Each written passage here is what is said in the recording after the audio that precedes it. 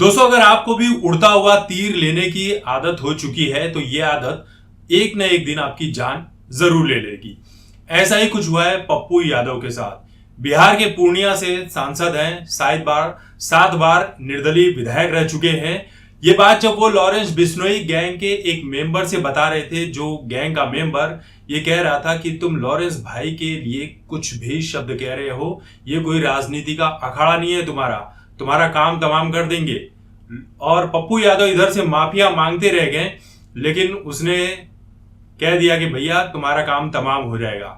और जब से लॉरेंस बिश्नोई गैंग के इस मेंबर ने पप्पू यादव को धमकी दी है, तब से पप्पू यादव, जो अभी कुछ दिन पहले 2 हफ्ते पहले बाबा सिद्दीकी की मौत के बाद ये कह रहे थे कि एक गुंडा बदमाश जो जेल में बैठकर किसी को भी धमका रहा है, किसी की भी जान ले रहा है, मुझे अगर मौका मिले तो हफ्ते भर में लॉरेंस बिश्नोई गैंग को पूरी तरह से समाप्त कर दूंगा। अब बड़बोलेपन में बोल तो बहुत कुछ गए, सोचे कि भैया ये राजनीति का अखाड़ा है, मोदी और योगी हैं, उनके बारे में कुछ भी कह दूंगा तो भैया राजनीति में तो सब चलता है। अब इन्होंने बहुत हल्के में ले लिया लॉरेंस बिश्नोई को, लेकिन लॉरेंस बिश्नोई ने इस चीज को बड़े गंभीरता से लिया। अब धमकी जब से मिली है पप्पू यादव को, तब से वो अमित शाह से कह रहे हैं कि भैया मेरी जो कैटेगरी है वाई श्रेणी से बढ़ाकर जेड कैटेगरी की बढ़ा दो, मुझे सुरक्षा चाहिए, वरना लॉरेंस बिश्नोई कभी भी मुझे मार देगा।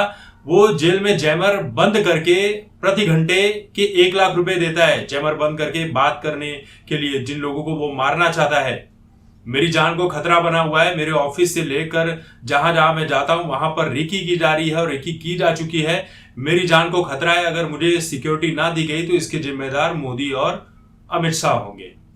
धमकी देने को तो तुमने धमकी दे दी, तुम्हें तो किसी ने कहा नहीं था। अब जब ये सारी चीजें हो रही है तो इसके लिए जिम्मेदार मोदी और अमित शाह हो जाएंगे। देखिए, एक वक्त था जब बॉलीवुड के लोग दाऊद इब्राहिम के नाम से बहुत डरते थे। आज भी लोग डरते हैं, बहुत से लोग डरते हैं।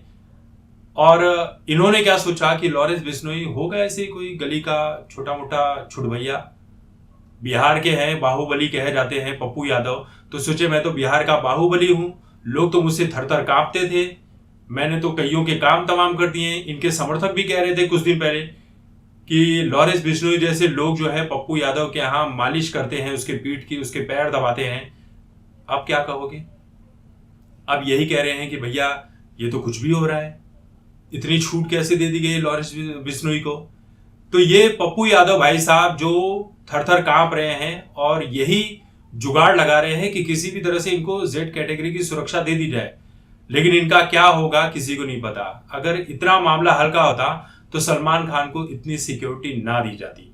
सिद्धू मूसेवाला, सुखदेव सिंह गोगामड़ी, फिर उसके बाद बाबा सिद्दीकी, ये वो बड़े नाम हैं जिनका इस दुनिया से अस्तित्व समाप्त हो चुका है। उसके बाद भी आप धमकी दोगे लॉरेंस बिश्नोई को, तो इसके जिम्मेदार तो तुम खुद ही हो।